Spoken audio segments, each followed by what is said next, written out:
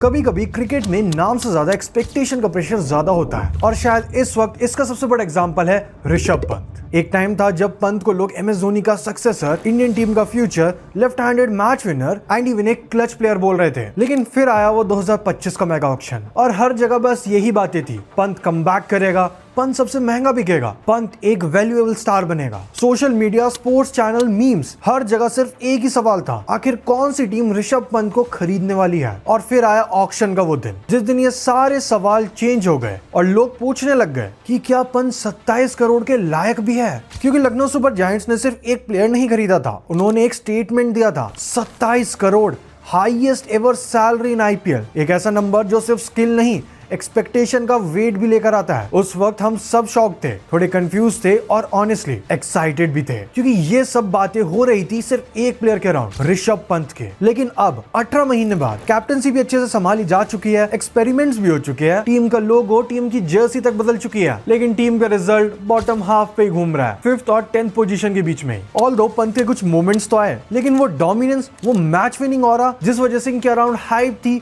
वो कहीं भी जस्टिफाई होता नहीं दिख रहा। और हर मैच के बाद एक ही सवाल और लाउड हो जाता है, क्या ये 27 करोड़ एक मिस्टेक थी? एंड क्या ऋषभ पंत का मैजिक IPL में गायब हो चुका है? या फिर LSG ने अपना फ्यूचर बनाने के चक्कर में पंत को ओवरपे करके अपनी सबसे बड़ी गलती कर दिया? चलो बात करते हैं इन सभी चीजों के बारे में और समझते हैं, is Rishabh Pant LSG's biggest mistake?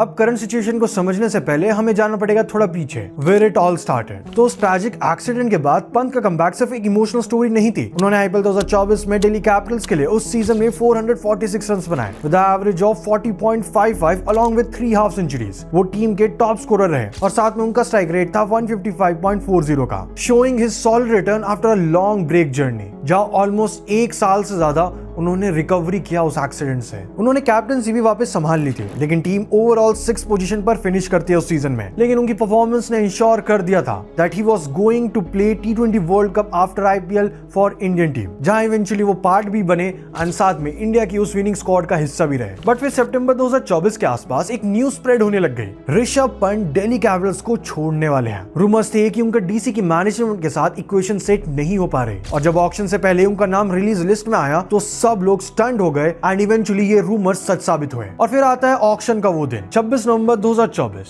उस दिन सबसे पहले हेडलाइन बनाई श्रेयस अय्यर ने, जिनको पंजाब किंग्स ने 26.75 करोड़ में खरीदा था और वो IPL हिस्ट्री के सबसे महंगे प्लेयर बन गए थे। लेकिन बस आधे घंटे बाद ऋषभ पंत का नाम आया और सब कुछ बदल गया। आज लखनऊ सुपर जायंट्स और RCB ने बिडिंग तो शुरू करी, पर RCB 11 करोड़ के बिड के पहुंचने के बाद बैकआउट कर जाती है। देन SRH ने भी इंटरेस्ट दिखाया, लेकिन बिडिंग 20.75 करोड़ तक पहुंचते SRH भी विड्रॉ कर लेती है। उसके बाद दिल्ली कैपिटल्स ने राइट टू मैच यानी कि RTM कार्ड को यूज किया, लेकिन LSG ने तुरंत अपना बिड 27 करोड़ तक बढ़ा दिया, जिसके बाद DC ने कोई मैच या फिर बिड नहीं किया और पंत बन गए IPL के सबसे एक्सपेंसिव प्लेयर एवर। इसके बाद लखनऊ सुपर जायंट्स के ओनर गोइंका जी ने कहा, यह हमारी प्लानिंग का हिस्सा था, RTM को अवॉइड करने के लिए हमने 27 करोड़ का बिड दिया। आज दिल्ली कैपिटल्स अय्यर के लिए 26.5 करोड़ तक गए थे, तो हो सकता था कि वो पंत के लिए भी वहीं तक जाते। टू बी ऑनेस्ट, ये स्टेटमेंट उनके ओवर थिंकिंग माइंड को दिखा रहा था, क्योंकि कौन सोचता है इतना। अब ऑक्शन के दिन सबको लग रहा था कि लखनऊ ने एक जैकपॉट हासिल कर लिया है, और जब 2025 का IPL शुरू हुआ तो सबकी नजरें सिर्फ ऋषभ पंत के ऊपर थी। 27 करोड़ का टैग, कैप्टनसी की जिम्मेदारी और एक टीम जो कि अपने दम पर अपना पहला IPL टाइटल जीतने का सपना देख रही थी। लेकिन जो आगे हुआ वो ना तो कोई ब्लॉकबस्टर था, ना ही इंस्पिरेशनल। ये एक ऐसा चैप्टर था जो शायद पंत और लखनऊ सुपर जायंट्स दोनों जल्दी भूलना चाहेंगे।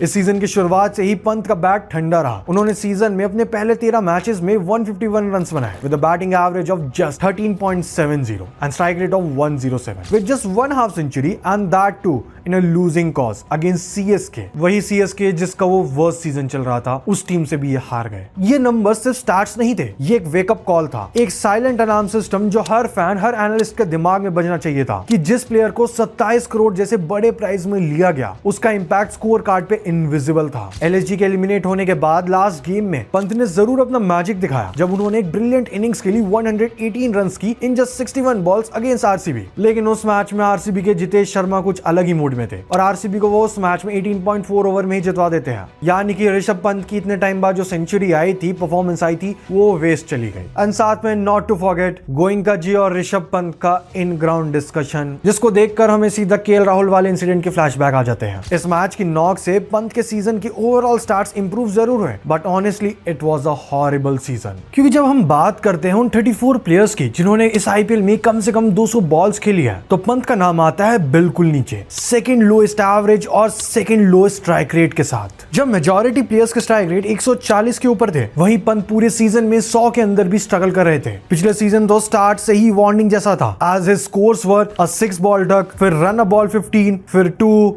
21, बीच में एक 63 आया जो उनका इकलौता स्टैंड आउट नॉक था। लेकिन उसके बाद फिर से ये सेम पैटर्न रिपीट हुआ, कभी 3, कभी 0, 4, 18, 7, 16 और फिर फाइनली एक 118 रन की इनिंग जिसने उनको इस सीजन में थोड़ा रिस्पेक्टेबल बनाया। बट अगर हम ओवरऑल पिक्चर को देखें तो साफ साफ दिखती है इनकंसिस्टेंसी। एक ऐसा सीजन जहां हाइलाइट्स कम थे और लो स्कोर ज्यादा, और सबसे बड़ा सवाल वही था, क्या यही है 27 करोड़ वाली परफॉर्मेंस? इसके अलावा 2025 की एक और हाईलाइट थी जहां पंत का एक इंटरव्यू वायरल हुआ जहां वो कह रहे थे ओपनली कि उन्हें सिर्फ एक डर था कि पंजाब उन्हें पिक ना कर ले ऑक्शन में, बट उन्होंने पंजाब के खिलाफ 17 बॉल में 18 रन बनाए। नहीं बन पाए आप सैवेज, सॉरी।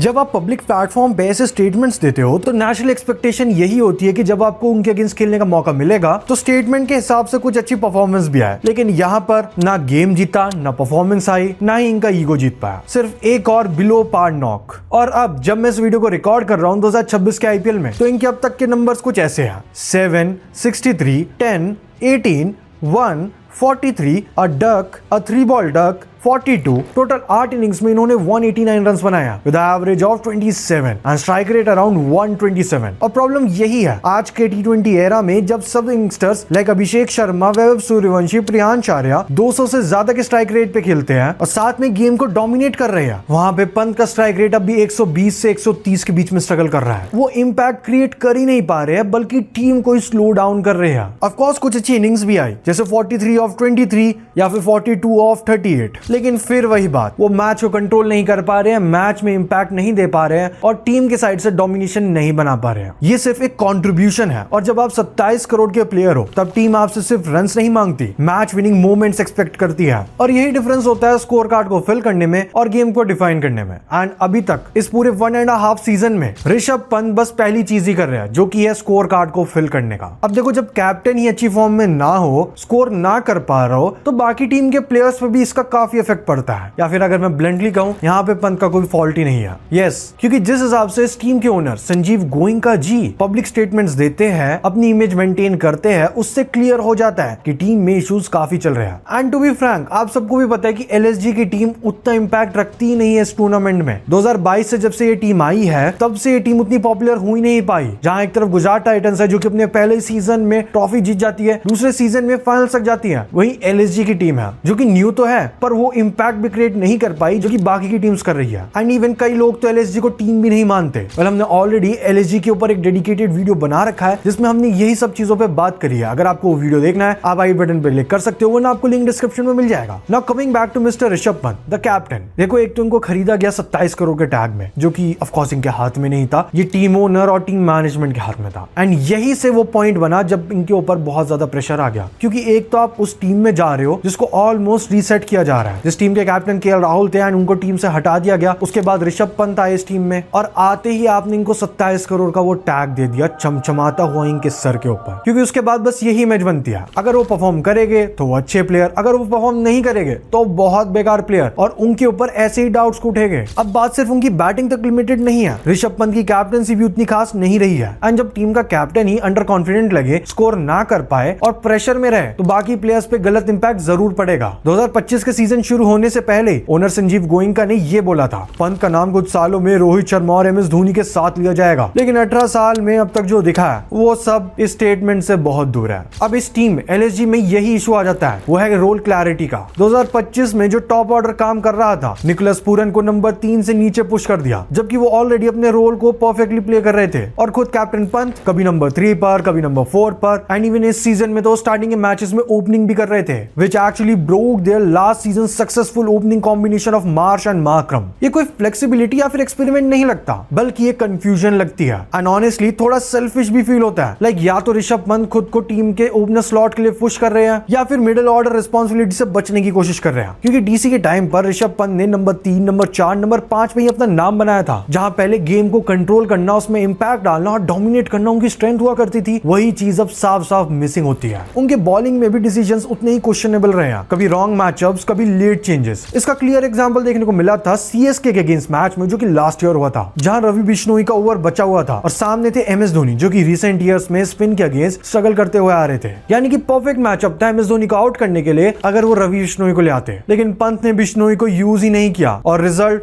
मैच स्लिप हो गया। और फिर आते हैं रीसेंट डिसीजंस पे, जैसे जो लास्ट मैच खेला गया था KKR के अगेंस्ट, उसमें सुपर ओवर में मोहम्मद शामी जैसे एक्सपीरियंस बॉलर को ट्राई नहीं किया गया। भले ही 1 रन डिफेंड करना था, but why not go to your most experience guy like KKR went to Sunil Narine, but Pant ने प्रेफरेंस दिया अपने इनएक्सपीरियंस्ड ऑप्शंस को, जबकि प्रेशर वाली सिचुएशन में एक्सपीरियंस ही काम आता है। मेरा मतलब ये नहीं है कि Prince is a bad bowler at all, but we all know कि मोहम्मद शामी काफी बेटर है और काफी एक्सपीरियंस्ड है। इसके अलावा टीम कॉम्बिनेशंस भी काफी क्वेश्चनेबल रहे हैं। दिग्विजय जैसे बॉलर को जिन्हें एक सीजन के दम पे बैक किया गया, जिनके नंबर्स खुद स्ट्रगल करते आ रहे थे, वो इस सीजन 6 मैचेस में सिर्फ 3 ही विकेट्स ले पाया और उनका स्ट्राइक रेट 48 का है, इकोनॉमी 9.3 से ज्यादा किया है। वहीं दूसरी तरफ इन्होंने रवि बिश्नोई को रिलीज कर दिया, जो कि 2026 में अब तक 11 विकेट्स ले चुके 8 इनिंग्स में। अब ऑफ कोर्स इन चीजों में ऋषभ पंत कुछ नहीं कर सकते थे, ये मैनेजमेंट की चीज है। एंड यहीं पे मेरा ये पॉइंट है कि ये जो भी नैरेटिव है ऋषभ पंत फ्लॉप हो रहे हैं, या फिर ये जो इतना बड़ा टैग है उनके ऊपर 27 करोड़ का, इसमें उनका फॉल्ट नहीं है डायरेक्टली, बल्कि फॉल्ट मैनेजमेंट का भी है। अब ऑफ कोर्स वो रन्स नहीं बना पा रहे हैं, लिटरली बेयर मिनिमम भी टच नहीं कर पा रहे हैं, लेकिन उनके ऊपर आता है प्रेशर